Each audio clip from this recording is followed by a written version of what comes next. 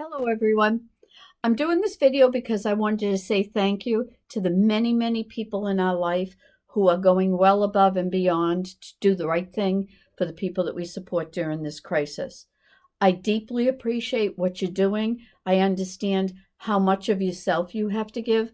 I understand the risk that you have every single day by being there and being the caregivers that you are, being the support people. I also wanted to take the time to explain a little bit about why we're shifting schedules, why we're trying to get it so that the least amount of people are coming into the homes that we're supporting. The state governors have said stay at home. So that means the people that we support are staying at home. And the goal is to get as few people seeing other people so that we can stop person-to-person contact. And if we can do that, we can set up that barrier that these germs aren't going to keep getting spread. So when you look at a group home and you look at a 24-hour support, you see that during the week when those homes are in an 8-hour shift, that during the week I have 21 times that a staff person is coming in or two staff person are coming in, two staff people are leaving. Two staff people are coming in, two staff people are leaving. Every single time that happens, we have an increased risk that we're bringing germs into the house.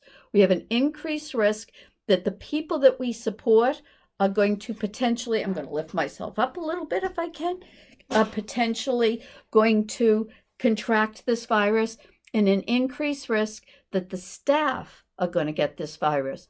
So the way to decrease that risk is to decrease those transitions.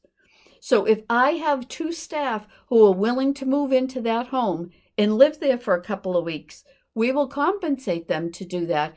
And that means no exposures are coming in at all.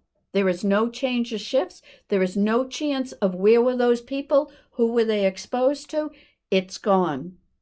If I take staff and they're willing to work 3 days on and 3 days off, you can sleep on the overnights. We can alternate and do things like that.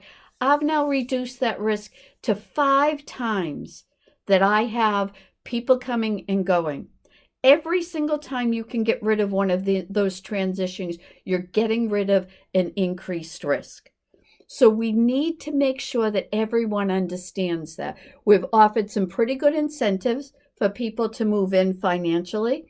If you would like to take somebody home to stay at your house for the next month, the duration of this, we're looking at how do we pay people so that it makes it worth their while, but it also means there's zero risk of people coming and going. We all have to stay in at this point because every one of our states are in a stay-at-home order. So how do we make it so that less and less of us employees are at risk by coming in contact with other employees? How do we make it so that less and less of the people that we support, who many of them are at high risk, can be safer?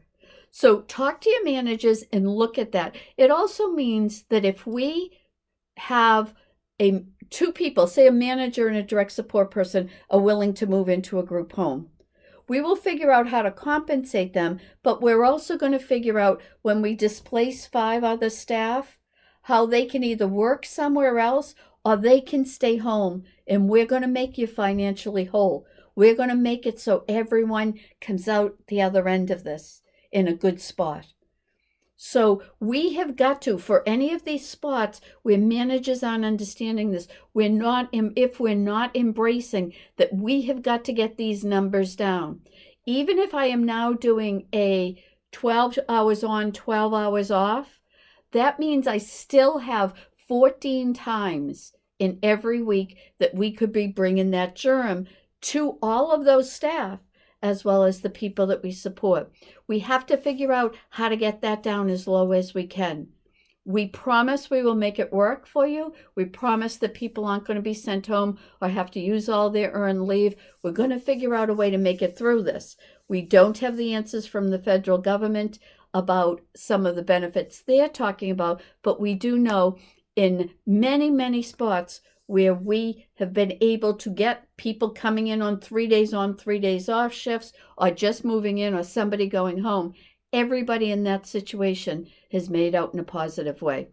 So think about this and think about how you protect those people that you support, how you protect the team around you, and how you protect yourself, because that's what's so important. Please be safe, be thoughtful in preventing yourself from being exposed anywhere you can out there. Be kind, and we're really going to do okay and come out the other end of this, because people here care and everyone's really trying to do the right thing. Thank you, and hunker in and be safe.